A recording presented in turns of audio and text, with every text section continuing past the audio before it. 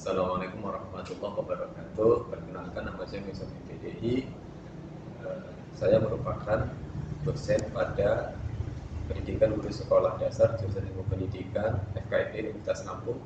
Izinkan saya untuk menyampaikan pernyataan diri dosen dalam rangka unjuk kerja Tridharma Perguruan Tinggi pada bidang pengajaran.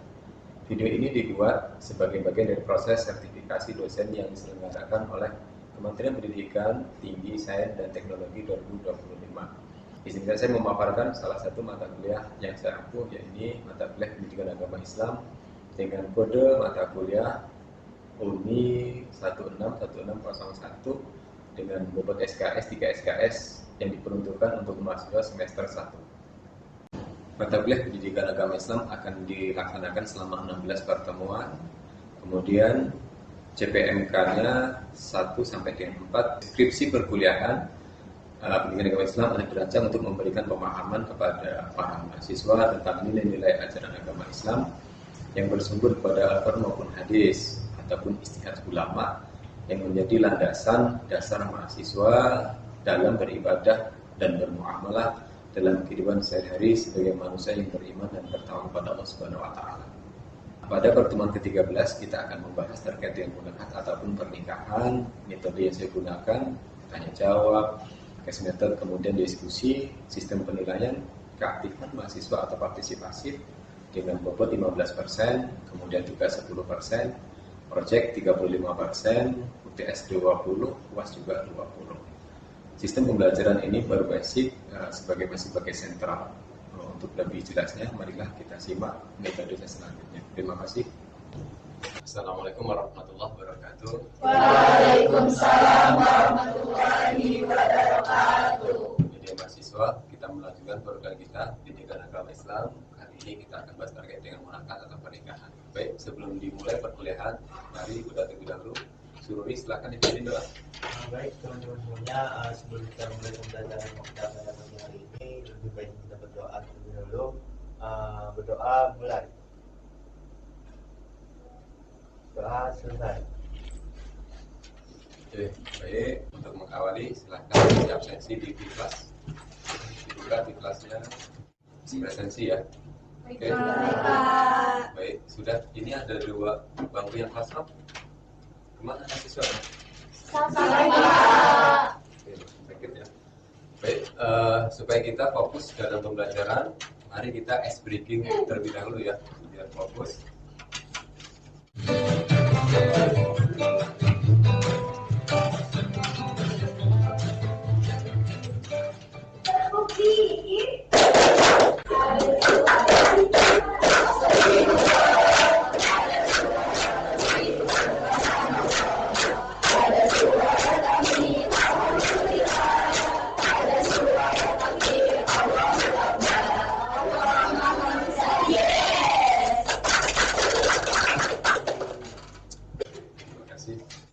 Minggu lalu kita sudah membahas terkait dengan takwa. Ada masih ingat takwa itu apa? Takwa. Oke, kepercayaan atau keyakinan ya. Oke, sekarang kita akan bahas munakat atau pernikahan. Ada yang tahu nikah itu apa?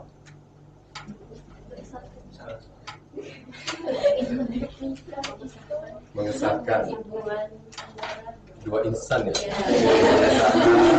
Hubungan 2 insan yang tadinya haram jadi halal.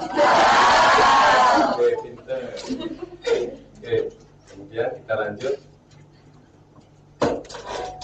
Secara definisi ya, nikah dan bahasa Arab nakah yang berarti perkawinan ya. Secara istilah, munakat adalah akad perjanjian yang menghalalkan antara 2 orang insan ya. Kemudian terjadi hak dan kewajiban. Oke, dalam konteks Islam, munakat juga merupakan aturan-aturan hukum yang mengatur tentang pernikahan dan segala hal yang berkaitan dengan hak dan kewajiban. Kemudian dalil nikah itu terdapat dalam Quran surat Ar-Rum ayat 21. Sampaikan wa min ayatihi an khalaqalakum min anfusikum azwaja litaskunu ilaiha wa ja'ala bainakum mawaddah wa rahmah inna fi dzalika laayatal liqaumin yatafakkarun. Wa min ayat, dan di antara tanda-tanda kebesaran Allah, ialah dijadikan dari jenis kalian maksudnya sesama manusia ya, bukan sejenis. Oke, tapi sejenis sesama manusia untuk melakukan pernikahan. Apa tujuan nikah? Ingat, samawa yang saya diartikan adalah sakinah. Oke, tujuan nikah itu adalah menciptakan keluarga yang sakinah mawaddah rahmah. Maka seringkali ketika ada ucapan pernikahan, kawannya nikah, semoga samawa ya. Oke, itu harapan. Jadi sesuai dengan Quran surat Ar-Rum ayat 21 adalah menjalin keluarga yang sakinah mawaddah rahmah. Oke, maka ada syarat-syarat yang harus terpenuhi. Hukum nikah dalam Islam itu dibagi ada beberapa hukum. Yang pertama ada wajib, ada sunnah, ada makruh, ada haram, ada mubah. Jadi wajib apabila sudah mampu dan khawatir terjerumus ke dalam perbuatan zina. Jadi tidak semua hukumnya sunnah. Mahasiswa semester 1 jangan nikah dulu. Hukumnya apa? Bukan sunnah.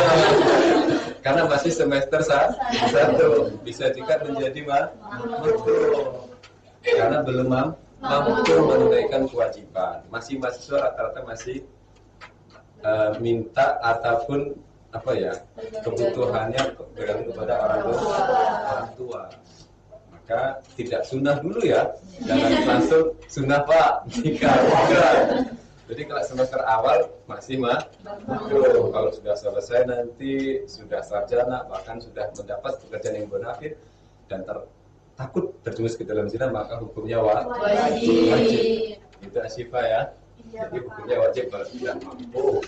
Kalau sekarang semester 2 masih makruh. Oke, kemudian ada syarat menikah. Ya. Syaratnya apa? Ada calon pengantin, baik laki-laki maupun perempuan. Kemudian syarat untuk suami itu beragama Islam, tidak boleh menikah berlainan agama, karena itu tidak sah, haram hukumnya. Oke, kemudian lelaki yang jelas identitasnya, jangan tidak jelas kamu nikahi, kan gitu ya.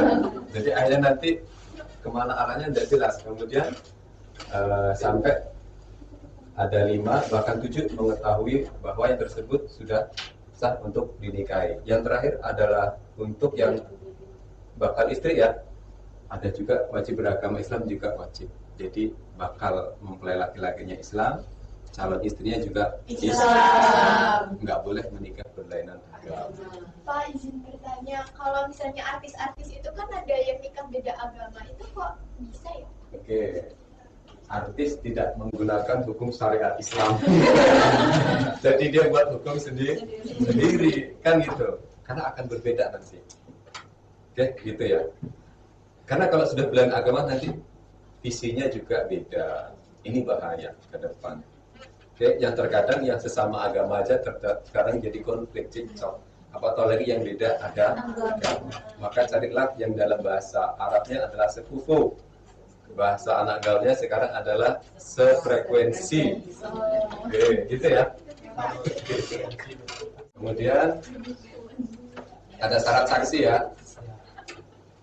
Laki-laki, kemudian beragama Islam, balik dewasa, berakal sehat, merdeka. Sekurang-kurangnya ada 2 ya. Minimal saksi itu 2 orang. Kemudian memahami ijab dan qabul. Oke, kemudian ada sah ijab dan qabul, ini penting. Ada ijab, ada qabul. Jadi ada penyerahan. Kalinya normal, sehat, tidak gila, tidak kurang. Maka dia harus tamyiz. Kemudian mampu membedakan yang baik dan buruk, itu tamyiz. Ijab dan qabul dilakukan dalam satu majelis. Umpama Asyifa nikah, suaminya satunya di Kalimantan, itu beda majelis, maka harus satu majelis. Oke, jadi dalam satu resepsi jelas. Oh, ini suaminya, ini istrinya. Karena kalau beda majelis takutnya tertukar, salah persepsi kan gitu ya. Apalagi sekarang seringkali foto itu kan menipu. Jadi khawatir cuma tukeran foto cantik ganteng, realitanya berbeda. Ini hati-hati, harus jelas. Ada rukun nikah ya. Rukun itu suatu hal yang harus terpenuhi. Ketika tidak terpenuhi maka tidak sah. Itu namanya rukun. Oke, satu, ada calon mempelai baik pria maupun wanita, ada wali nikah, bapak, ya bapak ataupun nasab dari bapak laki-laki. Tidak ada juga nanti bisa wali hakim. Kemudian dua orang saksi, ada ijab dan qabul. Misalnya surur, ya ada ijab penyerahan, qabul. Qabul itu diterima. Ya, qabil tu wa ankahtu bimadhar madhkur. Saya terima ijab nikahnya, misalnya dengan asyifa, dengan mahar tersebut dibayar tunai. Itu ijab dan qabul, penyerahan dan penerimaan. Ya, diserahkan dan diterima. Kemudian saksi bertanya, sah enggak? Sah.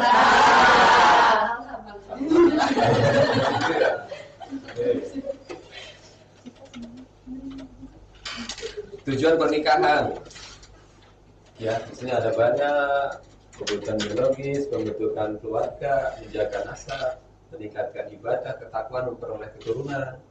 Hikmahnya apa? Terhindar dari perbuatan maksiat, contoh pergaulan bebas dan seterusnya, mendapatkan ketenangan jiwa, meningkatkan kualitas ibadah, memperalat tali silaturahmi yang tadinya tidak kenal, ya, antara kedua belah keluarga akhirnya terjalin silaturahmi karena menikah.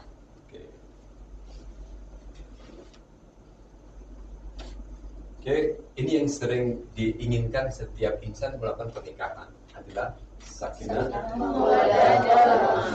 Konsepnya seperti apa sih keluarga sakinah? Dan itu ya, Islam merujuk pada keluarga yang ideal, yaitu keluarga yang penuh ketenangan, penuh cinta kasih dan dilimpahi rahmat. Maka sakinah itu artinya membawa ketenangan, mawaddah. Mawaddah itu artinya limpahan harta yang membawa cinta. Jadi banyak orang nikah kemudian rezekinya diperluas oleh Allah, kemudian tambah cinta.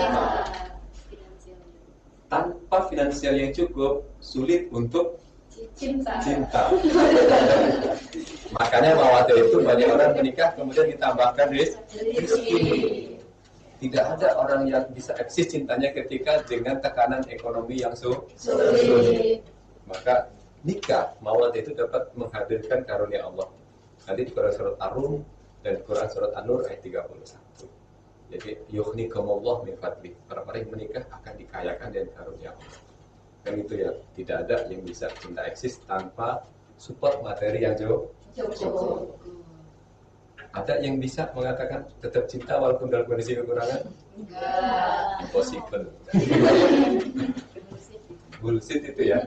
Oke. Kemudian rahmat nanti karena tadi pernikahan akan menghadirkan rahmat. Ini lebih kepada support materi yang cukup. Kemudian kalau rahmat berarti kasih yang diberikan, perhatian yang sangat mendalam. Itu tidak terfokus kepada materi, tidak terfokus pada fisik. Biasanya orang-orang sudah sepuh itu penuh dengan kasih sayang, ya, karena sudah melalui perjuangan yang cukup berat dalam hidup. Ya, tidak berarti pada fisik. Karena perhatian yang sangat dalam, walaupun sudah sepuh itu saling menopang. Oke, kemudian setiap aturan agama Islam itu pasti ada dampak positif dan ada dampak negatif ketika tidak dilakukan. Maka kita buka ya sesi diskusi buat dua kelompok. Kelompok satu dampak positif ketika melakukan pernikahan, kemudian kelompok dua tugasnya adalah berdiskusi terkait dengan dampak negatif ketika tidak melakukan pernikahan. Baik, silakan didiskusikan. Kemudian nanti ada perwakilan dari kelompok satu dan kelompok dua.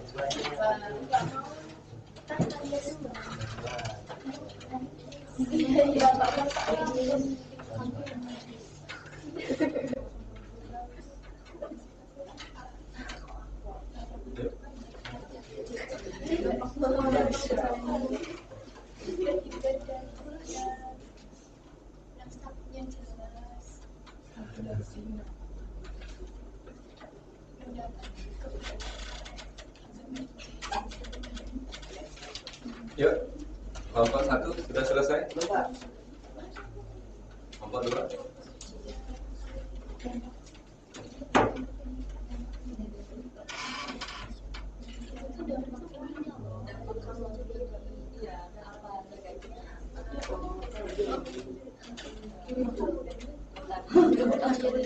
Ya, ketika tidak nikah dampak negatifnya apa? Ketika melakukan pernikahan dampak positif.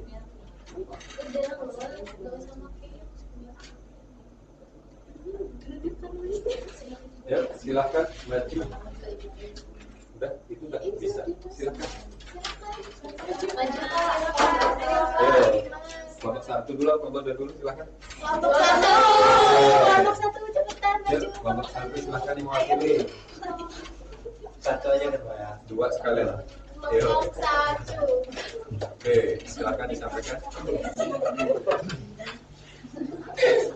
Baik teman-teman semua, kami dari perwakilan kelompok 1 akan menyampaikan hasil diskusi kami terkait dampak positif pernikahan. Yang pertama itu membukakan pintu rezeki, yang kedua itu nasabnya jelas, menjaga kesucian diri dan menyempurnakan agama. Silakan kembali, terima kasih. Kelompok dua silakan. Ya. Baik, dari kelompok 2, dampak yang dirasakan jika tidak menikah, yaitu yang pertama ada zina, terus maksiat atau yang kita bisa sebut pacaran terus tidak kecukupnya dari emosional dan diri, jadi emosional kita terganggu kalau misalnya nanti kita lambat nikahnya. Baik, terima kasih beri aplaus nomor 2. Sebelum kita ke case method, ya ini menganalisis problem ya di Jawa Tengah terjadi satu kasus terinfeksi HIV atau HIV/AIDS. Kan nanti mahasiswa minggu depan mempresentasikan terkait dengan bagaimana sih mengantisipasi cara-cara yang ditawarkan yang terkait dengan semakin merebaknya. Ini kasus pertengahan 2024. Ini banyak sekali 101 penderita. Maka nanti kita project ya bagaimana mengantisipasi dan seterusnya. Oke, kemudian ada pertanyaan? Silakan yang ingin bertanya. Setelah ini kita post test menggunakan krisis. Izin bertanya Silakan, Bapak. siapa namanya? Izin memperkenalkan diri, saya Nazwa Bumanestari. Izin bertanya Pak, kalau ciri-ciri jodoh yang tepat untuk kita itu seperti apa ya Pak? Oke, Najwa ya. Ya. Oke, beri aplaus dulu. Oke, ciri-ciri jodoh yang baik untuk kita seperti apa? Nanti bagaimana agama Islam mensyariatkan. Satu, agama sudah jelas ya. Agamanya yang baik. Ada 4 kriteria pemilihan pasangan. Rasulullah menyampaikan ya, tunkil hurmar'ah di arba'ati asya. Jadi laki-laki maupun perempuan di nikah itu ada 4 faktor. Silakan dipilih. 1, li jamaliha, karena cantik, karena tampan. Orang mesti ngeliat rupa dulu kan? Iya. Oke, pertama adalah li jamaliha, lihat ketampanan dan kecantikan. Yang kedua apa? Lima liha, karena kekayaan. Ya, ini orang kaya ini termotivasi. Oke, kemudian yang ketiga adalah linasabiha, nasabnya orang baik. Kata orang, ingat buah jatuh tidak akan jauh dari pohonnya. Maka nasab harus ditimbang. Karena faktor genetik itu mempengaruhi. Kalau orang tuanya baik secara genetik, dia akan mempengaruhi bagaimana pendidikan anak ke depan. Oke, maka nasab itu juga penting. Terakhir, pilih sesuai dengan agama. Oke, mungkin cukup ya. Kita silahkan buka krisis. Ya, Pak. Kalau misalnya nanti poin yang paling banyak dapat hadiah nggak Pak? Dapat.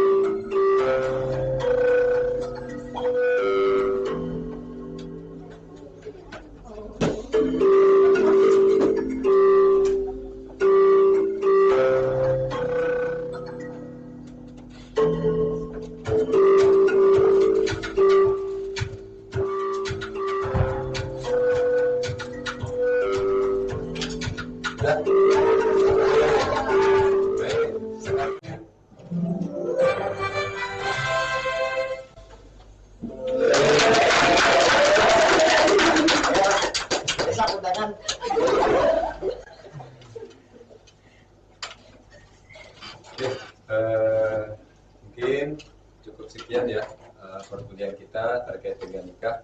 Jadi tujuan nikah adalah satu, untuk membentuk keluarga yang sakinah,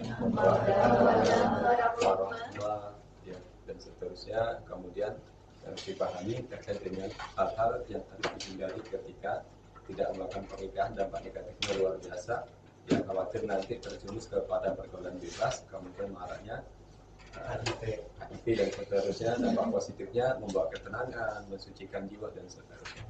Artinya bahwa tujuan nikah itu luar biasa positif bagi manusia. Itulah kenapa Allah yang memerintahkan umat manusia untuk menikah. Mungkin cukup sekian. Ditutup dengan hamdalah. Tutup doa suruh. Oke teman-teman, sebenarnya sebelum kita mengakhiri pembelajaran kita pada hari ini, lebih baiknya kita berdoa terlebih dahulu. Berdoa mulai. Doa selesai. Oke, terima kasih dari mahasiswa. Dengan saya tutup. Alhamdulillah. Assalamualaikum warahmatullahi wabarakatuh.